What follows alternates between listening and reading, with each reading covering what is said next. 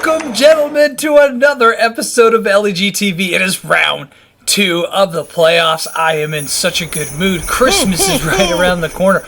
Why am I in such a good mood, you ask? Well, we are filming this on a Friday. Hopefully this is airing on a Friday, and we have a live score right now because in the semifinals, one of the matchups, the number 1 seed, myself, Red Hot Jabrili Peppers, taking on Dan Nichols. Nickel to nickel. Right now, let's go to the live score after the Thursday night football game. It looks like Red Hot Jabrili Peppers has taken the lead 47-33, thanks in part to a magnificent and resurgent Matthew Stafford putting up nearly 30 points against the New Orleans Saints. I almost started Jared Goff. Can you believe that? So now, right now, the projections have Red Hot Jabrili Peppers winning 163-149 over Dan. Now, let's give Dan some credit there. Picking up Rashid Shaheed off of the free agency, had a big game. He had a big touchdown last night. However, he is still projected to lose currently. But we have some developments on that things may change here on Christmas Eve Sunday. There's no score to talk about for the Mick Plow matchup. That's the other number 2 seed versus the number 5 seed. So that's right. We had the 2, 5, and 6 seeds overcome the higher seeds, and that includes Joe Murdoch. Got the L. He won 8 games in a row on the season. It was incredible, but he falls short to Dan Nichols' team, 150-133. There was just did not get it done on Joe's side, even though Brock Purdy had a game, but he really needed some production out of Saquon Barkley. Could not get it. Zay Flowers, dud. A.J. Brown, dud. Only 10 points for A.J. Brown. And even Alvin Kamara could not put up 16 points. And like I said last week, I gave the advantage of the running backs to Dan Nichol, and they showed through. Jamar Gibbs, 26 points. Pollard didn't show up. And then, of course, he subbed out for Jerry Jeudy at the flex, which was kind of okay. But really, it was the Jamar Gibbs and Cooper Kupp who was big last week, giving him the win. And then Dave Plow, my goodness, he got the win as well, overcoming and beating Abalash Reddy, who I thought was going to run away with it. No Dak attack stack with him and CeeDee Lamb. They were an absolute failure in Buffalo. Plow gets the win, 155-111. And boy, I said the X factor was Bijan Robinson, and I couldn't have been more right. Just on the opposite spectrum, getting him negative 0.6 points. CeeDee Lamb and Dak, they only combine for 25 points, and usually they get that each, especially in that run that Abalash made. So big loss there. Also, Ty Chandler and Lamar Jackson and Amon-Ra St. Brown were huge for Plow in getting that win, which means he moves on and faces Mick Barton. And you know what?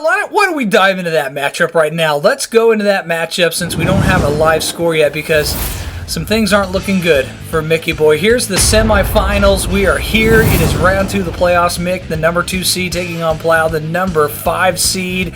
And it does not look good right now for poor Mickey Boy. Projections got Plow winning this one 153-111.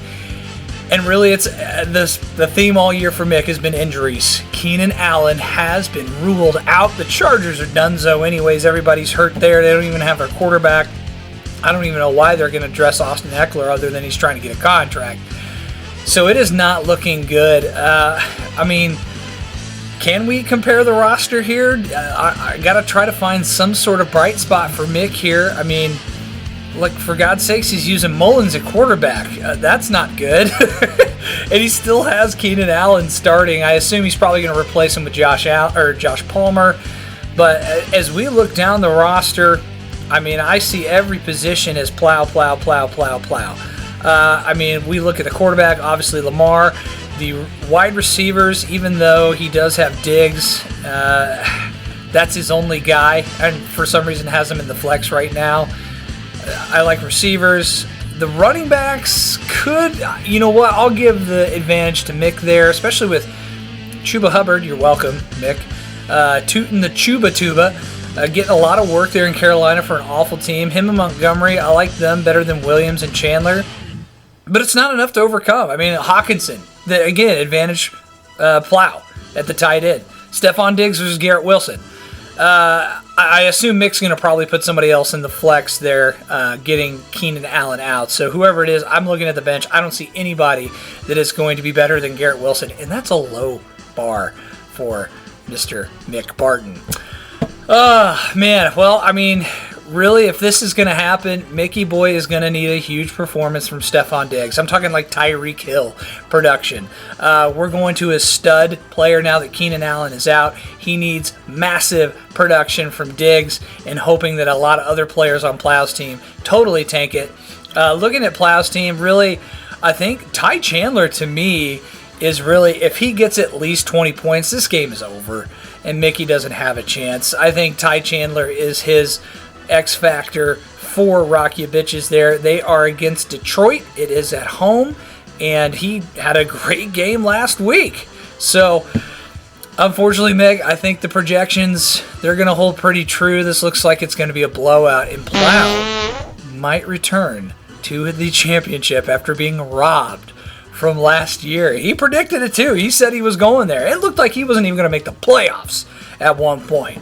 So kudos to Plow. Okay, let's go to the other matchup. This is big, huge, giant implications. A lot riding on the line. I've been getting text messages from Dan Nickel with gifs of people breaking their ankles, talking about Tyreek and Devin Achane, how they're hurt and how I'm going to lose.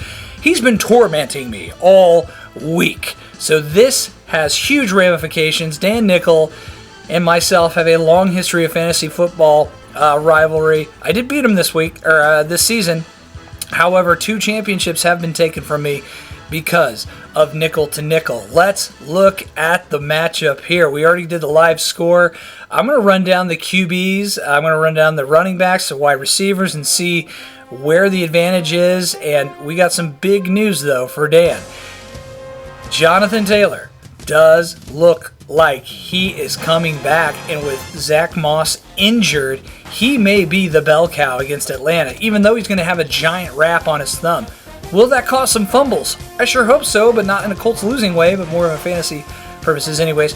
That is going to be huge for Dan, and because of that, I almost got to give Dan, I give him the advantage in the flex. I'm rocking Derrick Henry in the flex. He is boom or bust this year and is probably donezo after this season as far as being fantasy RB1 relevant. He's more in the RB3 conversation right now. But as we look at the top, you know, Baker Mayfield did have a great game last week, but he does not have back-to-back great games usually. Stafford did put up almost 30 points. I'm so glad I didn't start Jared Goffel. 29 points. I'll give myself the advantage at QB. Wide receivers, obviously Tyreek Hill and Devontae Smith. I mean, those guys have kept me number 1 and all-time points scored for the season for a reason. I give myself the advantage there.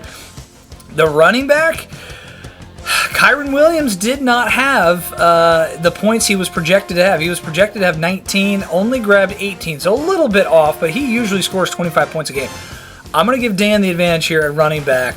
And it's really the 3 running backs versus my 3 running backs. That's the battle here. So we've got Kyren Williams, Devin Achane, Derrick Henry versus Tony Pollard, Jamar Gibbs, and Jonathan Taylor. That is going to tilt this game, the 3-headed running back attack versus both teams. I do like my tight end better. McBride is actually going to be my X factor this week. He is Kyler Murray's favorite target. They're playing the Bears, and they should be able to move the ball a lot on Chicago. And again, as a PPR tight end, he has been so consistent since taking over that role, and Kyler Murray does love dinking it to him, and he does get into the end zone. That guy's a dog. So McBride is my X factor for sure for me to win this game. If he does exceed his projections and gets like a 20-point game, I think that's going to catapult me to the championship.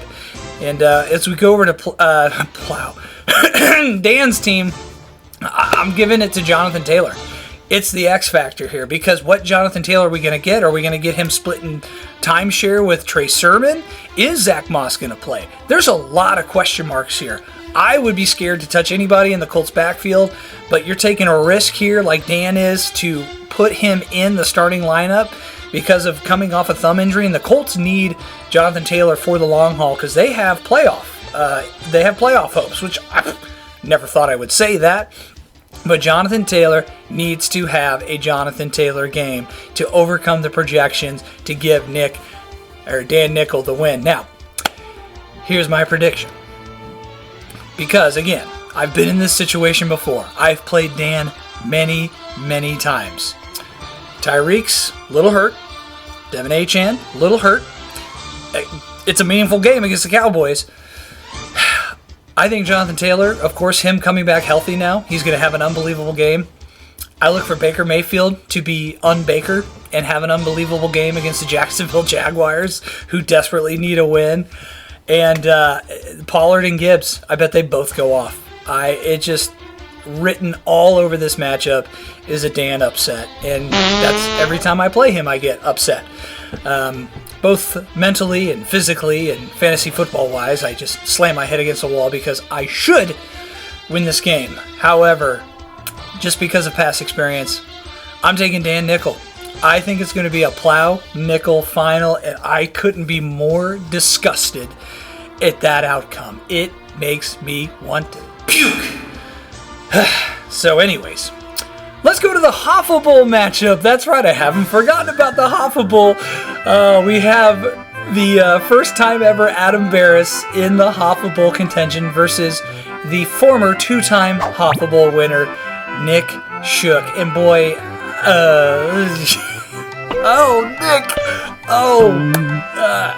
I think you might tie James for all-time lead for Hoffa wins. I think that's coming back down to the downstairs buddy, and that's going to hang on the mantle. I'll come over and have a drink with you, and cheers to your very awful season. Hey, it could have been different. You know, a lot of things did not shook out the way we intended, but I think Barris does get the win. I think, Mahomes alone just playing the Raiders, I think it's his chance to kind of reinvent himself and remind himself that he is one of the top elite QBs in the league and overcome the Swiftie effect.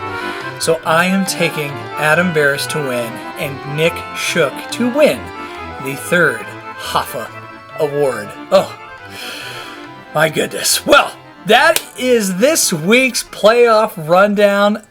I want to wish every single one of you a very Merry Christmas and Happy New Year. Thanks for making 2023 another great year for LEG. But I wish you all a safe and happy holiday.